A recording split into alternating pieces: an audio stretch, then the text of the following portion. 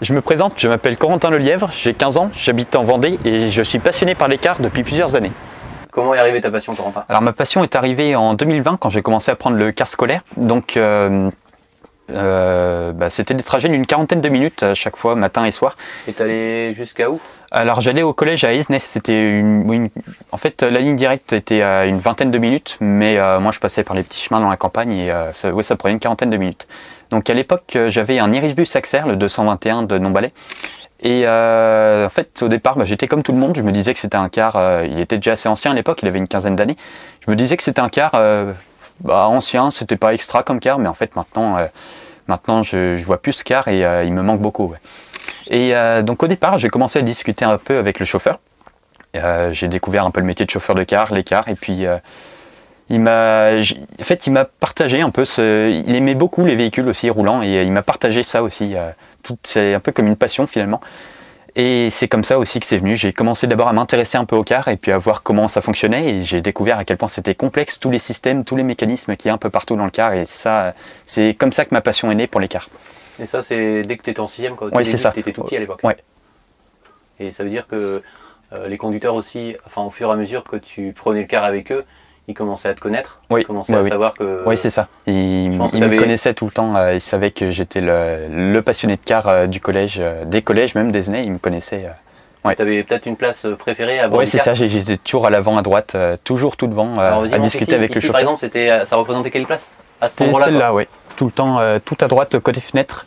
Et comme ça, je voyais directement le chauffeur qui conduisait. Finalement, je voyais un petit peu comment ça marchait. Et j'aimais beaucoup avoir une vue sur le tableau de bord, voir. Je regardais souvent un peu comment ils conduisaient les compteurs. Et en fait, souvent, c'était moi qui voyais en premier tous les voyants qui s'allumaient avant le chauffeur même. Et des fois, tu te posais aussi des questions pour savoir, tiens, à quoi sert cette manette? Oui, c'est ça. En fait, finalement, maintenant, je connais tous les boutons des Axer et Inturo que j'ai eu plus tard parce que j'ai beaucoup discuté avec les chauffeurs. Et finalement, oui, je connais un peu tout.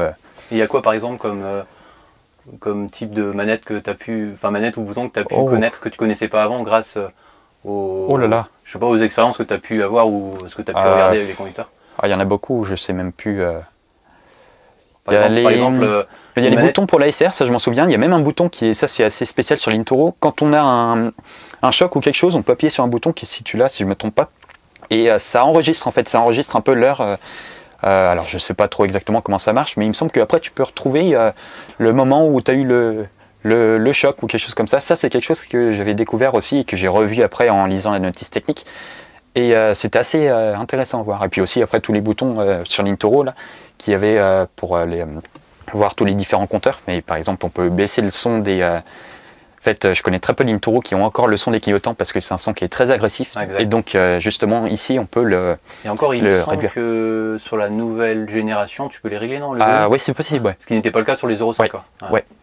C'était vraiment... Et après, moi, je me rappelle, alors je sais pas si toi, ça t'avait marqué. Au tout début, je prenais le car, je connaissais rien du tout. Oui. C'était à quoi servait la manette qui était utilisée quand le conducteur, en fait, il l'utilisait pour ralentir le véhicule. Ah oui, le ralentisseur, oui. Ah ça, oui, j'ai découvert ça... au tout début, et puis c'est finalement sur l'Axer, il était juste ici sur l'Inturo. Exactement, la question que j'avais posée, tiens, de quel côté c'est sur les Axer, parce que c'est particulier sur les Axer. Oui, c'est ça. Puis c'est une manette qui est quand même assez fine, et puis mais ouais, c'est assez marrant, ouais. Puis les clignotants, ça je m'en souviens, c'est quelque chose qui m'avait marqué au tout début de l'année. J'entendais le clignotant, c'est un petit bip, et je me demandais si c'était un défaut sur le car, mais en fait non, j'ai appris plus tard que c'était les clignotants, et ça m'avait marqué, je m'en souviens.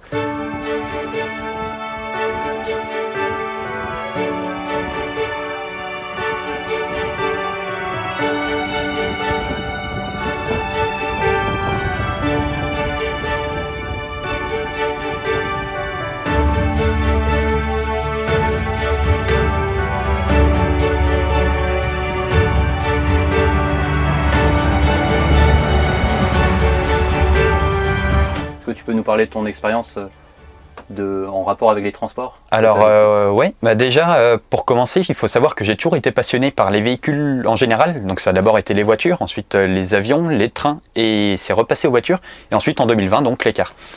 Et aussi quelque chose qui est une anecdote assez intéressante à savoir, c'est que dans la famille, on a plusieurs véhicules de collection. Et donc moi, je m'occupe de l'entretien de 2 de ces voitures-là. Donc finalement, j'ai vraiment toujours été bercé dans les voitures de collection, dans la mécanique, dans tout ça. Et ça a mené aussi forcément à ma passion aujourd'hui.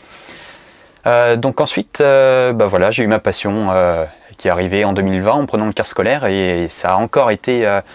j'ai eu beaucoup d'aide de non-balais, ça s'est encore agrandi. Par exemple, en fin 2020 à peu près, il y a un chauffeur qui est venu qui remplaçait mon chauffeur habituel, un chauffeur qui est un peu plus haut placé chez non-balais.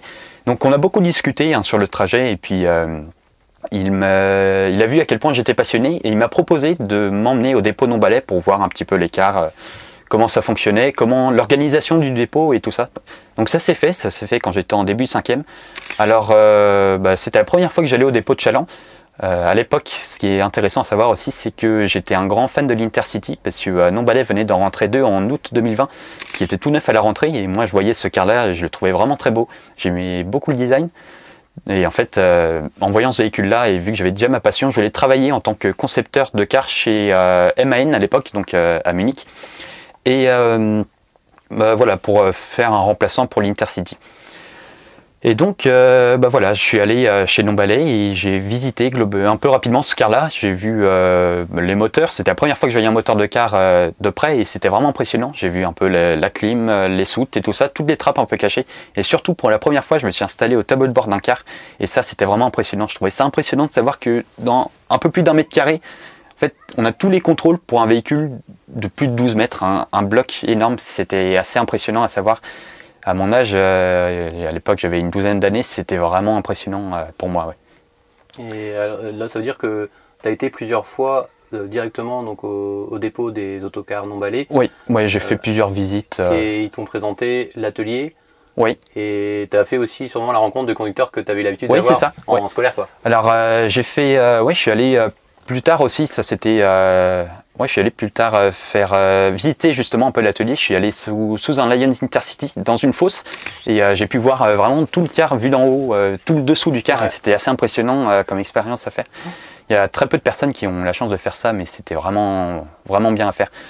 Et donc encore une fois, je me suis installé au tableau de bord, j'ai touché un peu à tous les boutons. Bon, je savais qu'il y en avait où il ne fallait pas trop toucher, mais je jouais un peu avec les portes et ça j'adorais. Je pourrais passer plusieurs heures au tableau de bord d'un car à toucher un peu à tout. Et puis je suis retourné voir aussi l'Axer. En fait, là c'était en 4e, en 2023 à peu près. Donc, à cette époque-là, l'Axer il roulait toujours en... il roulait toujours, oui, mais plus pour moi. Et en fait, c'est un car... Enfin, plus pour moi, plus pour ma ligne au collège. Ouais. À l'époque, j'avais un Inturo, le 509 de non-balais. Et en fait, c'est vrai que l'Axer me manquait quand même beaucoup. Il y a quelque chose qu'on avait dans l'Axer qu'il n'y avait pas dans l'Inturo. C'est difficile à décrire, mais c'était vraiment génial. Et l'Axer me manquait beaucoup, effectivement. Et donc, j'étais retourné le voir. En fait, j'ai pris des photos. Cette fois-ci, il était démarré parce que la première fois, je suis allé le voir aussi. La première fois que je suis allé au dépôt, mais c'était un peu compliqué parce qu'il n'avait pas d'air. Le coupe-batterie était éteint.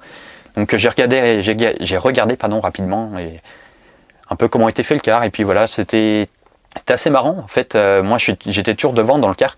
Et c'était la première fois finalement que j'allais derrière dans le car, que je regardais un peu comment était fait l'arrière, parce que finalement on peut pas trop le faire quand on est quand le car roule finalement. Ouais, quand le conducteur et quand il est à l'arrière, par contre, c'est de voir le compartiment moteur. Oui, ou même juste à l'intérieur, voir les sièges à l'arrière. J'étais jamais allé dedans. Ah oui, de voir les. C'est ça. Quand t'es au fond du car, de voir la longueur. J'avais jamais vraiment vu et effectivement c'était assez marrant. Ouais. Et donc après, je suis retourné encore une autre fois plus tard. Chez non-balais, là c'était encore pour... cette fois-ci c'était vraiment spécialement pour voir l'Axer parce que c'était un véhicule, là j'étais en 3e, c'était en 2024, en février exactement. Et donc j'étais retourné voir l'Axer parce que c'était un car qui me manquait beaucoup parce que j'aimais vraiment ce car-là. Pour moi c'était vraiment grâce à lui que j'ai eu ma passion et j'aimais vraiment beaucoup ce car-là. Donc je suis retourné le voir et puis voilà, j'ai vu... cette fois-ci il était encore démarré et j'ai pu voir un petit peu tout... ils étaient en train de lui enlever la livrée. Non-balais, il était arrêté juste ce jour-là. Et donc j'étais resté pas loin d'1 heure à regarder un peu. Je m'étais installé au tableau de bord, j'ai regardé les boutons, j'ai regardé un peu le moteur. J'ai fait le tour du véhicule. En fait, je savais que c'était très probablement la dernière fois que je le voyais parce qu'il était déjà en fin de vie. Et donc voilà, j'ai pu voir un petit peu. Je l'ai immortalisé. J'ai pris des photos pour les souvenirs. Ouais. Parce que là, c'était sur la dernière fois que tu l'avais vu ce jour-là. Ah, effectivement, j'ai appris plus tard, il a été envoyé à la ferraille à la Toussaint à peu près. Ok. Ouais, parce qu'après, en général, là aujourd'hui, on est à fin de l'année 2024. C'est très rare de voir des accès en circulation, en tout cas sur des services scolaires. Là, chez Domballet, il reste encore 2 récréos en ce moment, fin décembre, mais ils vont très vite partir aussi. Les récréos, c'est le récréo 1, oui. Ça. Les récréo 2, il y en a encore pas mal. Oui.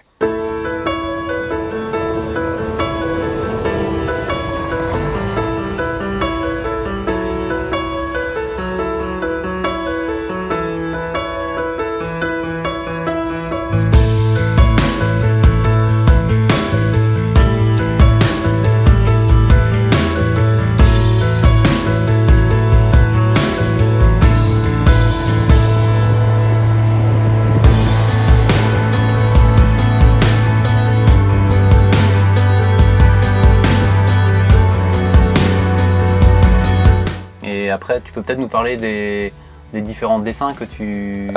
Oui, alors ça, j'ai commencé en 6e, j'ai commencé à travailler sur un prototype de car. En fait, moi, je voulais déjà, depuis à ce moment-là, travailler dans la conception des cars pour MAN. Et donc, je me suis dit, pourquoi pas commencer à travailler sur un prototype de car, en fait, voir un petit peu ce que j'ai derrière la tête pour les futurs cars de MAN. Donc, je me suis dit que ce serait d'abord un petit projet de quelques semaines, le week-end. Puis finalement, pas du tout. Ça fait maintenant 5 ans que je travaille dessus et aujourd'hui, je travaille toujours dessus. Alors au début, j'ai commencé par faire juste des dessins. C'était vraiment des dessins. J'ai fait la face avant et arrière pour voir un peu ce que j'avais derrière la tête, ce qui pour moi serait le design d'un futur car MAN. Et donc, ensuite, je suis allé jusqu'à faire des plans plus détaillés. J'ai créé mon propre tableau de bord avec mon propre volant. J'ai fait vraiment la face latérale aussi. L'intérieur, les sièges un petit peu, j'ai fait un peu une idée de la configuration de l'intérieur et puis je suis même allé jusqu'à faire les porte-bagages. J'ai fait un design un petit peu spécial pour ces pièces-là. Et ensuite, en 4e, je me suis dit, maintenant voilà, j'ai bien avancé, j'ai fait des dessins, des plans. Alors pourquoi pas, en fait, je commençais à utiliser des logiciels de 3D, alors je me suis dit, pourquoi pas commencer à le faire en 3D. Et donc j'ai utilisé FreeCAD, c'est un logiciel qu'on utilisait aussi en cours de techno au collège. Et donc avec FreeCAD, j'ai commencé à modéliser ce véhicule. Donc j'ai commencé par le châssis. Ensuite, j'ai fait la structure qui allait autour. Et la carrosserie, j'ai commencé un peu la carrosserie. J'ai fait les soutes et les plaques sur le côté. Et le toit, mais après ça, faut que je revoie encore. Ensuite, j'ai fait tout le plancher à l'intérieur. C'est un plancher, voilà, il y a deux ou 3 marches, je ne sais plus exactement. J'ai vraiment essayé de voir vraiment jusqu'aux dimensions, parce que je sais qu'il y a des normes aussi au niveau de la taille des marches, et j'ai vraiment essayé de trouver ces normes pour faire un car qui pourrait finalement, si je l'envoie chez MAN, il serait capable par exemple de le construire et de l'homologuer. Bon alors forcément, c'est pas possible, mais mon but c'est justement d'avoir un car qui serait homologable comme ça. Et donc...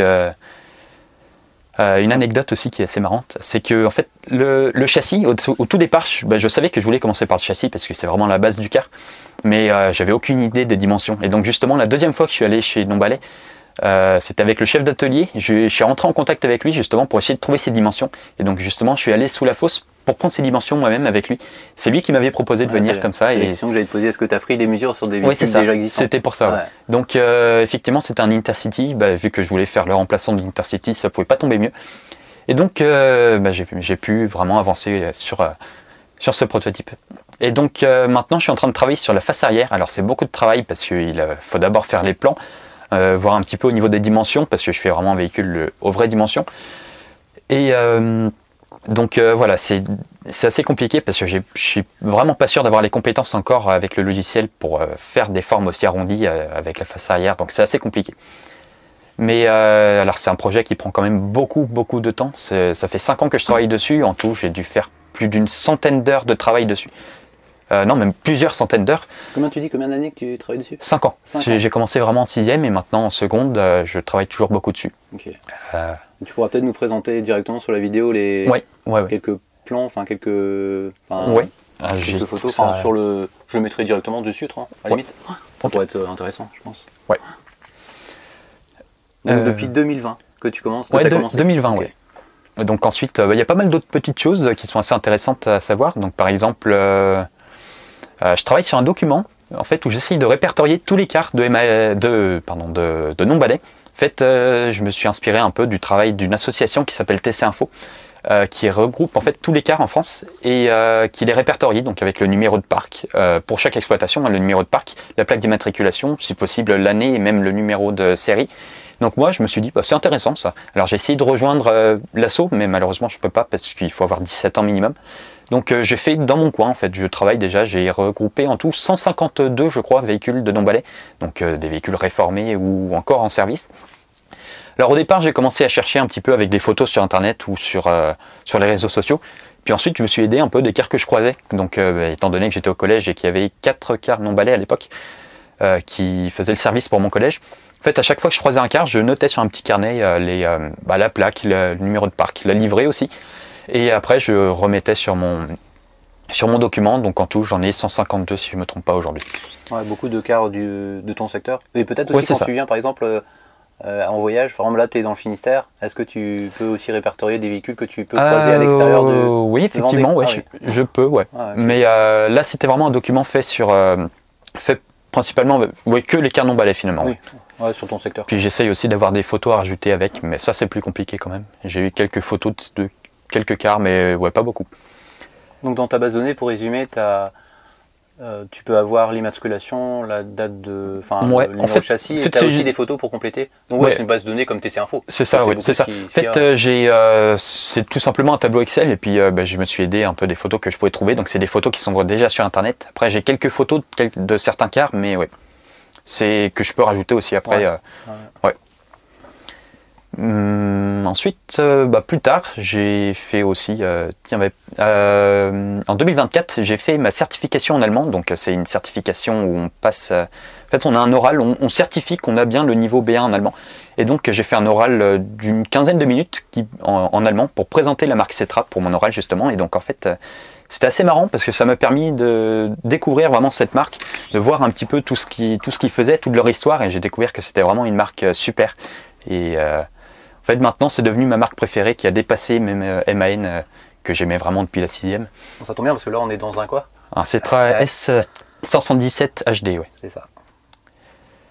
Donc au départ, tu étais plutôt MAN? Ouais, c'est ça. J'aimais beaucoup le design du Lions Intercity et puis du Lions Intercity LE aussi. Alors mon prototype de car au début, c'était vraiment pour remplacer le Lions Intercity, mais en fait je l'ai adapté vu que j'ai commencé mon prototype en 6e et le Lions Intercity LE a été présenté aussi en fin de 6e. Et donc j'ai adapté en fait mon prototype par rapport au design et aux équipements, par rapport à ce qui se faisait déjà chez MAN. Pour faire vraiment un véhicule moderne qui pourrait être lancé à n'importe quand aujourd'hui. Parce que là, quand tu parles du low entry, il me semble que sur le nouveau, mais non, enfin, je ne sais pas de quand il date, il y a la nouvelle face avant. Oui, c'est ça. En fait, c'est un véhicule qui est complètement refait. Il a le plancher low entry, donc pas de marche, mais il n'y a pas de version comme sur l'ancien Lions Intercity. Il n'y a pas de version avec des marches qui existent. Ouais, ok, c'est plus version. C'est plus un véhicule, ouais, c'est ça. Mais après, il y a quand même la version sur ce véhicule-là, tout à l'arrière, le plancher est quand même surélevé. Il y a des marches et. Par contre, la version que tu as construite toi-même, que tu as conçue, c'est un plancher standard, oui. Plutôt interurbain. Oui, mais après, pourquoi pas travailler plus tard sur une version avec plancher bas, mais effectivement. Pour l'instant, je fais un car d'une 13aine de mètres. Ok, ouais, c'est ça, c'est standard. Maintenant, on est 12-13 mètres. Aujourd'hui, en tout cas chez nous, on est sur du Lions Intercity de 13,25 m. Ouais. Et on peut aller avec là, par contre, des Mercedes Inturo à 13,30 m. Ouais. Avec un silencieux arrière, quoi. Oui, ouais, c'est ça. Ensuite, plus tard, j'ai rejoint une association qui s'appelle l'OPCI Ethnodoc, dont le but est de préserver le patrimoine culturel immatériel, c'est-à-dire toutes les traditions à l'oral, comme par exemple les recettes de cuisine ou les danses, les chants et tout ça. Et donc moi, je mène une enquête sur les évolutions du métier de chauffeur de car pour cette association. Et donc dans cette enquête-là, j'ai fait une première partie où j'ai contacté les différentes exploitations en Vendée. Et en fait, il n'y a que Non-Balais qui m'a répondu, malheureusement. Ils m'ont mis en contact avec leur plus ancien chauffeur qui conduit depuis 1974. Et donc j'ai pu faire une première interview avec lui, avec ce chauffeur. Donc je suis allé le retrouver chez Non-Balais. On a fait justement cette vidéo dans le seul double étage de Non-Balais, un S431 DT. Et donc c'est une vidéo d'une trentaine de minutes, une interview. Je vais mettre dans la vidéo, je vais mettre dans la partie... pas commentaire, mais dans la partie de la description, je vais mettre un lien de la vidéo. Comme ça, ceux qui souhaitent regarder cette vidéo, que j'ai trouvé très intéressante, pourront la visualiser sur ta chaîne YouTube, qui s'appelle Corentin Lelièvre. C'est ça. Un petit coup de promotion là pour la chaîne de Corentin. Oui, exactement. Bon, j'ai eu 12 abonnés. Oui, mais il y a encore le temps. Après, je trouve, les chaînes, c'est ça la régularité. Plus de temps, puis, oui, c'est ça. Et puis voilà, ça met du temps. Il faut faire aussi des vidéos régulièrement. Oui, c'est ça. Après, par contre, pour quelqu'un, je trouve, d'aussi jeune que toi, c'est tout à ton honneur de faire ce genre de reportage. Et je pense aussi que le conducteur a dû apprécier. Oui, il était vraiment content. Oui, c'était vraiment génial. Et voilà. Et donc ensuite, alors ça c'était, ça par contre c'était plus tôt. Ouais. Je me souviens, c'était exactement le 27 octobre 2023. J'ai créé un groupe sur Facebook. Je me suis dit, en fait moi je suis, c'est assez étonnant, mais moi je suis, contrairement à tous les jeunes qui sont présents sur Instagram et TikTok, moi je suis plus présent sur Facebook. Et ça c'est assez étonnant. Et en fait, j'ai créé un groupe sur Facebook qui regroupe des passionnés de car. Alors au début je pensais que ce serait un petit groupe ou 200-300 personnes qui discuteraient un peu de temps en temps, qui partageraient des photos. Et bien finalement pas du tout. Aujourd'hui on a 12 000 membres à peu près. Donc c'est un groupe qui s'appelle les autocars des années 80 à 2010. Donc oui, c'est vraiment actif aujourd'hui. Il y a plusieurs... il me semble que rien qu'aujourd'hui on doit avoir une dizaine de publications qui ont été mises. Donc moi en tant qu'administrateur j'ai un rôle forcément à jouer dans ce groupe. En fait je vérifie, ça prend une dizaine de minutes tous les jours. Je vérifie tous les commentaires du groupe pour vérifier que c'est des commentaires qui respectent bien les règles. Parce que par exemple on voit de temps en temps des personnes qui demandent à rentrer en contact en message privé finalement, mais finalement c'est juste pour arnaquer ou pour des choses comme ça. Donc tous ces commentaires-là, je les cherche et je les supprime. Je fais un sacré tri en fait tous les jours. C'est ça, ouais, tous les jours. Ça prend 10 minutes par jour. Quasiment, ouais. Ça va, pour 12 000 membres, ça va encore. Il faut quand même avoir le temps. Oui, c'est ça. Moi, j'ai pas trop de problème par rapport à ça. Et tu vas pratiquement tous les jours. Tous les jours, ouais. C'est énorme. Ça va. 10 minutes, ça va encore. 10 minutes par jour sur une année, ça fait comme... Oui, c'est sûr, mais bon, comme ça, les personnes qui sont sur le groupe ont une meilleure expérience. Et puis toutes les personnes aussi, en fait, c'est vraiment un groupe où on a principalement des photos de cars des années 82 à 90. Mais forcément, c'est des cars qui aujourd'hui sont réformés.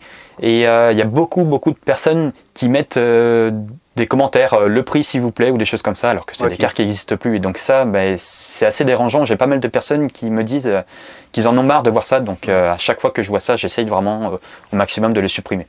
Mais par contre, tu les contactes peut-être aussi pour leur dire que c'est pas des véhicules qui sont à vendre, c'est des véhicules... En fait, non, même pas. Finalement, il me semble que je l'ai même écrit dans la description du groupe, que les véhicules ne sont pas forcément à vendre, sauf si c'est inscrit dans l'annonce. Donc finalement... Et aujourd'hui, il y a combien de personnes qui suivent cette page? Alors j'ai regardé tout à l'heure, 11 953 si je ne me trompe pas. Ouais.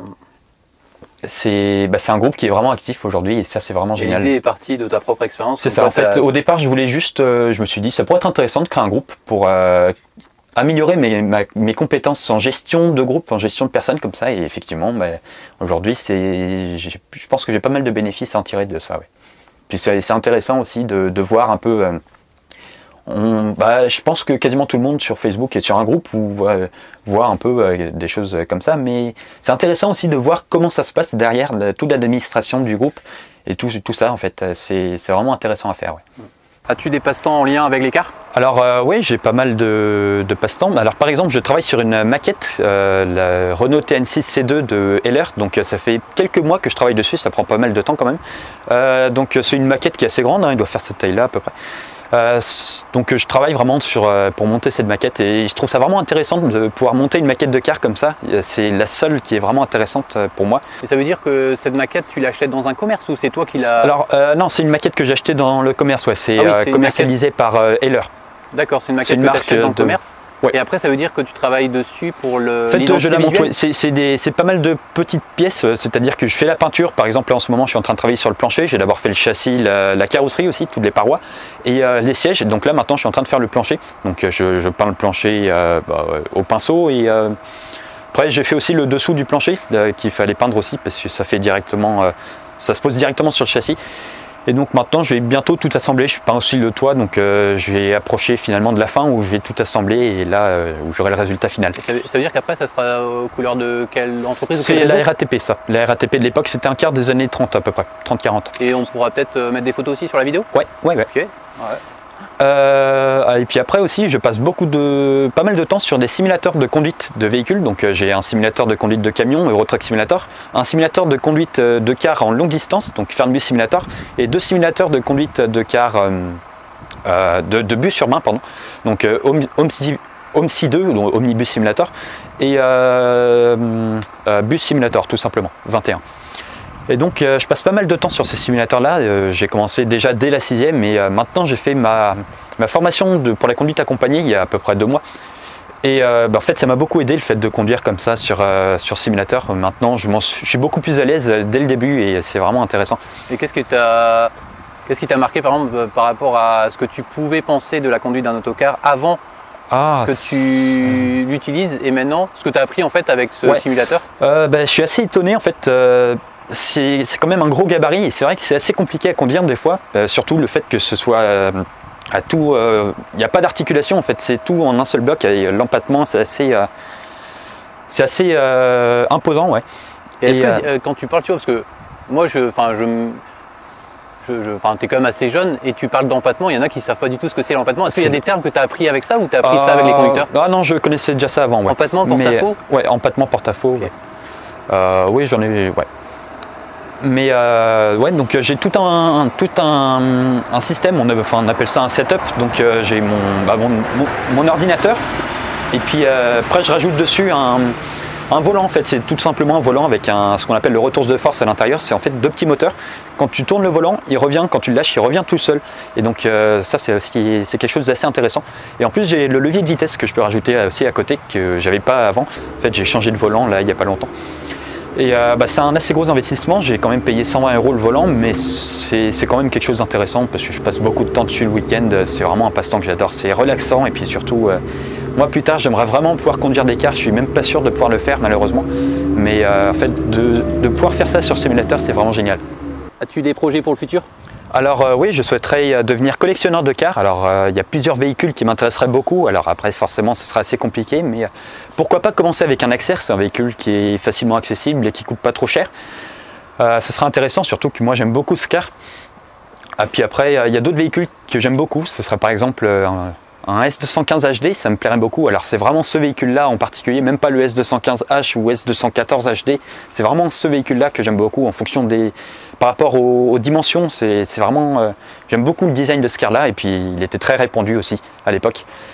Puis après, pourquoi pas aussi, ce serait un projet ça à l'échelle d'une vie que j'aimerais vraiment pouvoir réaliser. Ce serait être propriétaire d'un car, mais cette fois-ci plus ancien, et faire vraiment sa restauration. Je pense, là c'est vraiment très compliqué, hein, mais pourquoi pas un chausson, les vieux cars chaussons, et même autrement, ouais, un Cetra S, dans la gamme S10, un S14 par exemple, ou S100. Ça c'est des véhicules que j'aime vraiment beaucoup.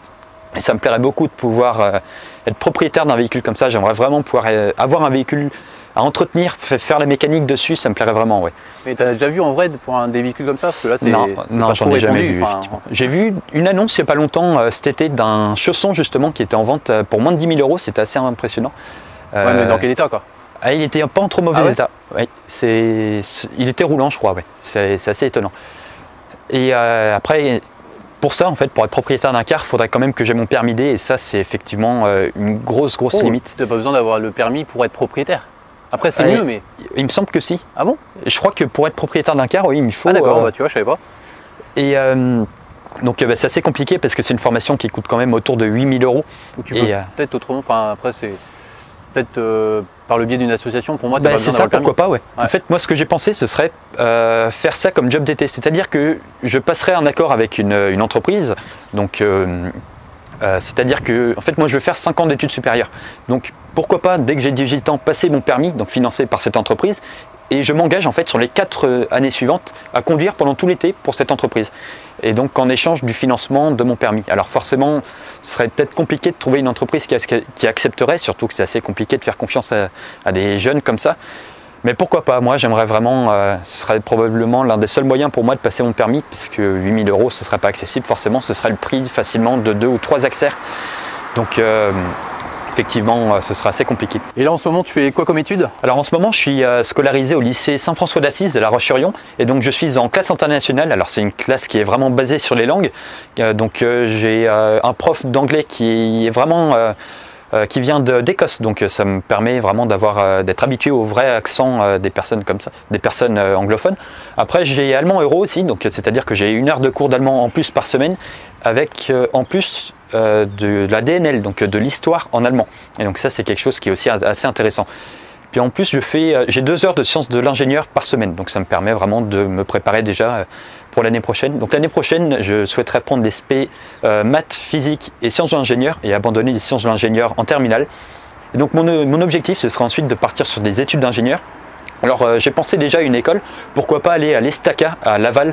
Donc c'est une école d'ingénieurs qui me permettrait justement d'avoir une spécialisation dans le naval pour ensuite plus tard aller dans la conception des paquebots à Saint-Nazaire, au chantier de l'Atlantique. Aujourd'hui, qu'est-ce que tu dirais à une personne qui est comme toi passionnée et qui n'ose pas trop je dirais qu'il aime les transports? Faut toujours y croire en fait. C'est sûr que c'est pas une passion qui est commune, alors tu peux avoir un peu peur du regard des autres, mais faut te lancer en fait, et puis tu verras qu'à la fin, peut-être même tu te créeras une réputation et tout le monde te regardera comme le passionné de car, et finalement ça peut être intéressant aussi, et après au final au début tu hésiteras peut-être, mais ça va très vite venir. C'est un bon exemple parce que là aujourd'hui on fait un reportage vidéo sur ton portrait qui ne se serait jamais fait si tu m'avais pas contacté, si on n'avait pas échangé. Oui, c'est sûr. C'est un bon exemple aussi. Puis dans tous les cas, faut pas que tu aies peur à cause de ton âge, parce que tu trouveras toujours des personnes pour t'aider.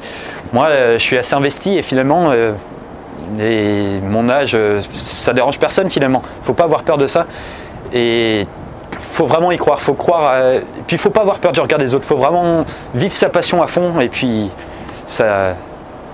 Voilà. Merci en tout cas pour ce reportage, et je pense que merci à toi qui vont l'apprécier.